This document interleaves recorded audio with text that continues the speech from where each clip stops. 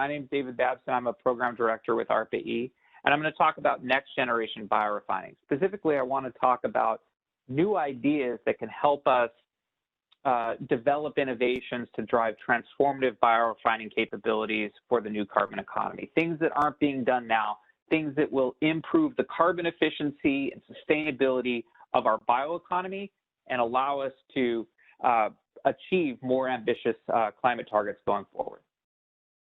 So the thing that interests me, the thing that drives the development of the programs that I'm interested in is climate change mitigation. This plot shows the net GHG emissions path that we need to follow to keep global temperatures below 2 degrees of warming. On the x-axis is time, and on the y-axis is net emissions in gigatons per year. The red line is that path.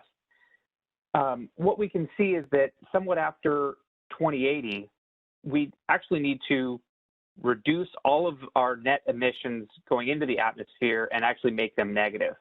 And the blue area under the zero line are the net negative emissions. And you can see that the contribution of net negative emissions to the overall net emissions are quite substantial, even well before the crossover point. This is to say that we need to continue developing technologies like renewable wind and solar and other types of technologies to reduce emissions, but also to begin building the capacity to remove and service a negative emissions industry as well. And the amount of negative emissions is quite substantial, reaching 20 gigatons per year by 2100. And I want to give you a sense of just how much 20 gigatons per year is. In order to get to 20 gigatons by comparison, you would need to add up a number of different sectors. The first being U.S. trucking, so all of the packages that are transported on trucks or on-road vehicles, from Amazon packages and mail and those sorts of things. That cumulative mass would be about 9.8 gigatons per year. To get to 20, we would have to add on top of that all of the material flows through U.S. pipelines. That would give us another 3 gigatons per year. And then to actually get to 20, we would have to add on top of that both global cement production and global iron ore production. This is to say that this future negative emissions industry is going to be enormous. And from the Department of Energy standpoint, from ARPA-E standpoint, we recognize that there will be this very large new industry, and we need to make sure that the technologies that service it are both low cost and energy efficient. And there's a number of different strategies to achieve negative emissions. These include biological solutions, whereby you would leverage the natural carbon cycling of environmental systems to remove carbon, and you could implement technologies to augment that carbon removal and to increase the storage of carbon in natural systems. There are engineered solutions that could include things like direct air capture or enhanced weathering, whereby you would engineer systems to directly mitigate atmospheric or environmental CO2 from oceans or from the atmosphere. And finally, there are hybrid solutions. And in hybrid solutions, you would leverage the natural biological cycling in ag systems or in forest systems, but you would connect that accumulated biomass, that carbon that had been drawn down, to downstream environmental systems or uses, whereby that carbon would be contained in engineered systems or in geologic systems that would prevent it from getting back into the atmosphere. This could include things like bioenergy with carbon capture and storage, construction and buildings with biomass or biochar.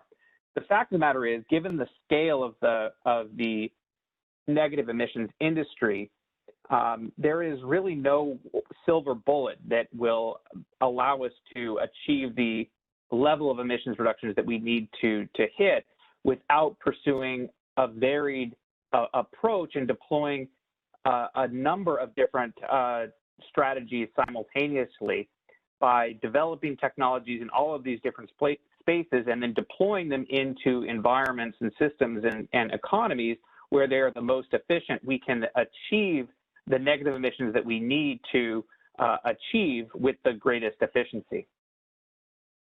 Ultimately, in the future, there's really going to be, two critical drivers for innovation in the areas that I'm interested in pursuing. One is greenhouse gas emissions reductions, which I kind of have explained so far, but also land sparing technologies. And these kind of go hand in hand because our ability to spare land will actually improve our ability to better manage carbon and provide ecosystem services. Similar to GHG emissions and to carbon, whereby we need to reduce our emissions into the atmosphere and actually go negative, the same is true for the land and ag sector. We actually need to innovate to create the ability to reduce our use of land for ag purposes. So, as we're converting more and more natural land to ag, we actually need to slow that rate of conversion down to zero and actually get to a point where we can take active ag land and convert it back to natural lands to allow for greater carbon management and ecosystem services. And so really we need to do more and make more with less. And this concept of achieving a new carbon economy, one that is prosperous and growing, but that captures and removes more carbon than it emits, will require us to engineer new types of systems that integrate both our bio-based circular economy with an industrial and energy-based circular economy to achieve a new carbon economy that is congruent with addressing climate change. And we also have to keep in mind that we live in a carbon-based economy, from our iPhone cases and fuels and chemicals and carpets and all types of materials. It is really the backbone of our modern economy. And a future economy won't so much be a low carbon economy as much as it will be a new carbon economy. And so while we are reducing the flux of carbon from our industrial system into the atmosphere, we also need to be thinking about strategies in which we can manage carbon in the economy. And the cool thing about the bioeconomy, which is one of the concepts that will allow us to produce carbon-based products in a sustainable way, is that it allows us to simultaneously achieve two things that we need.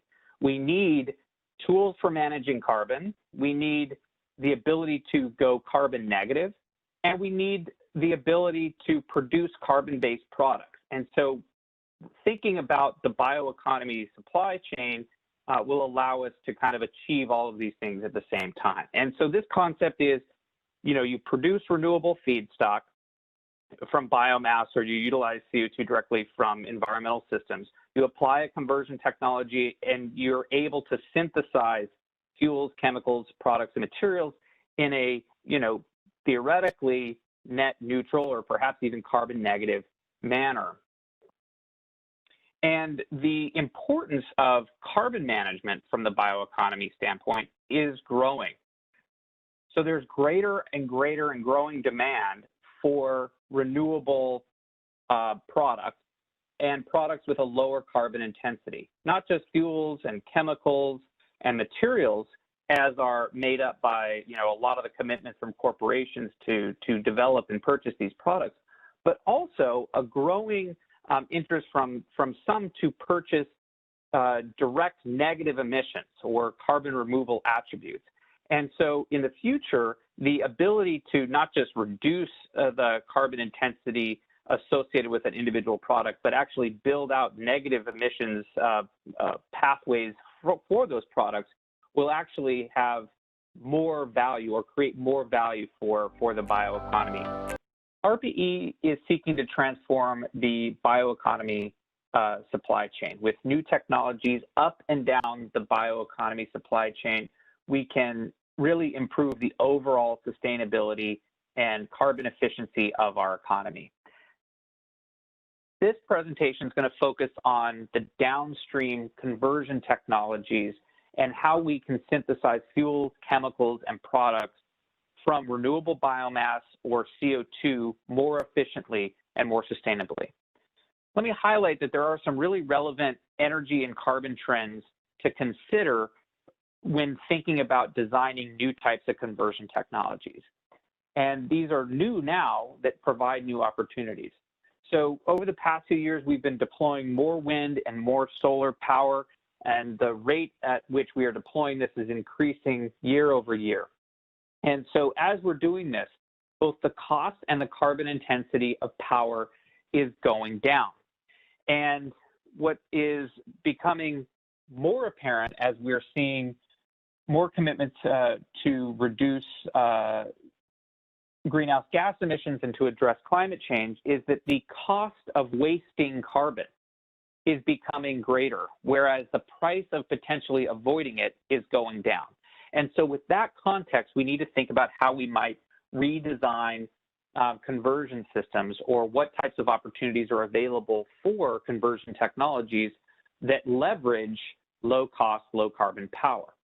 So the EcoSynBio program that ARPA-E has already deployed or has already announced was designed to enable the utilization of low-cost, low-carbon power to increase the carbon efficiency of bioconversion processes.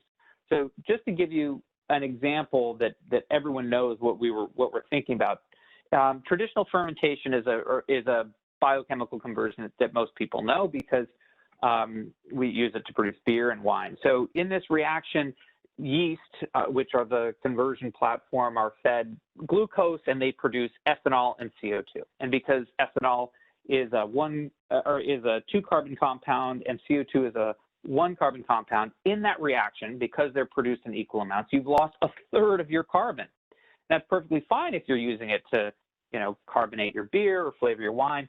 But in an industrial application, that is a waste of carbon. And if we were to, use biotechnology to potentially re-engineer that conversion process to take advantage of low cost and low carbon power, perhaps the chemistry could become something whereby you feed the yeast not just sugar, but you feed them hydrogen as well, and they produce ethanol where the balance is water. And in that reaction, all of the carbon from that glucose has now found its way into the ethanol product. And in that sense, you have increased the capacity of your bioeconomy by 50% without using another square inch of land or another kilogram of feedstock. Now, that was just one example that could have been a technology that could come out of the EcoSynBio program. And there are other types of approaches that we are certainly eliciting, including mixotrophic engineered systems or other types of pathway engineering that would increase efficiency through the accommodation of external power. But I wanted to highlight what EcoSynBio is doing so that there is a clear opportunity to understand what additional technologies might be of interest in the very broad and very important biorefining space. So new ideas could include things like consolidated bioprocesses that would offer opportunities to enhance carbon efficiency through greater accommodation of cellulosics without additional pretreatment steps, or engineering novel microbial platforms, ones that use microorganisms that have really cool metabolism and do really interesting conversions, but that are not traditionally industrial microorganisms, and therefore create an aversion for scaling up the use of those unique pathways to produce valuable chemicals and fuels, or perhaps engineering synthetic ecosystems that use multiple microorganisms to carry out more complex conversions distributed over multiple microorganisms in ways that you could, enhance biorefining capabilities in an efficient way, but again, using microorganisms or consortia that are not currently industrially demonstrated. Another area of interest, and this goes back, to the idea of, using the bioeconomy to service multiple types of needs at one time. One is, recognizing that we live in a carbon-based economy, so we need to produce products and fuels and chemicals and whatnot, materials, but also we need to reduce and remove carbon from the atmosphere. So are there ways to engineer new types of multi-purpose products, so advanced energy or carbon storage materials from CO2 or biomass that would allow us to have multiple valuable streams coming out of CO2 and biomass utilization? And finally, another area of interest is cell-free biotechnologies to enable industrial biochemistry. So cell-free technologies, for those that work in the biochemistry and molecular biology space, are well known and well established for diagnostics applications or for prototyping in traditional synthetic biology applications. But the idea of using cell-free biocatalysis as a standalone platform for industrial scale commodity chemical or fuel biosynthesis is not something that has really been demonstrated, and there are a lot of barriers to realizing that. However, we recognize that there is a significant opportunity in the future for potentially using cell-free biocatalysis for large-scale biosynthesis, and that's really where we would like to go. We realize and have identified that there are a couple key barriers that would need to be broken down, and they're listed here. One would be modular systems for the necessary intermediate or the necessary cofactor and energy, biologically relevant energy compound delivery that would be necessary to sustain cell-free biocatalysis, or modular systems for the production of key biologically relevant intermediates like acyl-CoA from potentially varied feedstocks, including sugar or CO2 or methanol or ethanol. There would need to be a number of different types of modular types of systems that could be produced to systematically avail strategies for cell-free biocatalysis of both energy and key intermediates for downstream production to valuable products.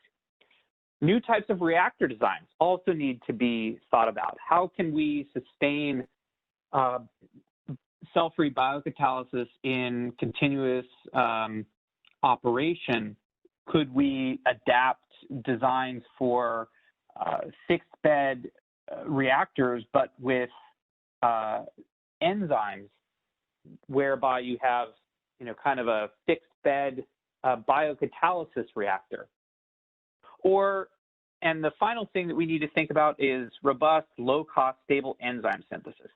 How are we going to, produce all of the necessary biocatalysts for synthesis and ensure that they are stable over long periods of time, such that the economics of these systems can play out and work out? So these are key areas where we need transformative, thoughtful ideas about how to,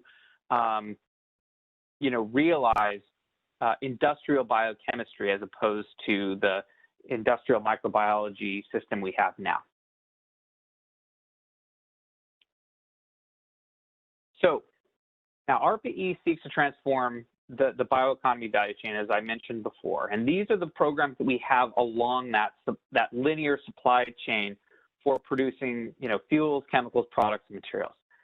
But we're also thinking about how do we make our, kind of linear system more circular and begin changing how we view waste and how we think about the opportunity space through technology to valorize waste and produce more valuable products in a circular fashion. And so we're thinking about the circular supply chain, if you will. And what are the new technologies in this space? Are there new biorefining capabilities that could be developed that are more amenable to accommodation of more diverse, heterogeneous, and dynamic feedstocks? One of the particular areas that I'm interested in, that I think is really perhaps something that we should be considering more, are anaerobic bioconversion processes. And anaerobic digestion is a process that is not new by any means. Everyone has studied anaerobic digestion for a long time. We know the processes by which anaerobic digestion occurs, right? Anaerobic digestion is a multiple microbially mediated, thermodynamically driven process that converts complex polymers such as polysaccharides, lipids, and proteins into homogeneous, kind of pure, simple, consistent products like methane and CO2.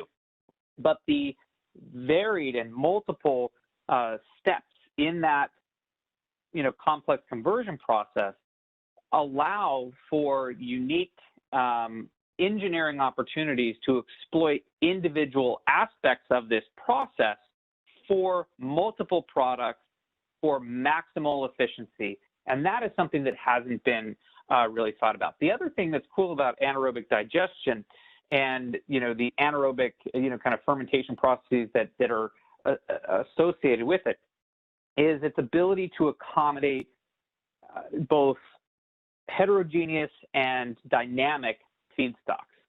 And so we can think about this circular supply chain as opposed to the linear ones that rely on very narrow sets of farmed feedstocks, but those that could now accommodate both farmed feedstocks, more components of those farmed feedstocks, as well as waste and residues that have both greater heterogeneity and dynamic compositions over time to feed into engineered biorefineries that provide multiple types of services and products without them just being methane and CO2.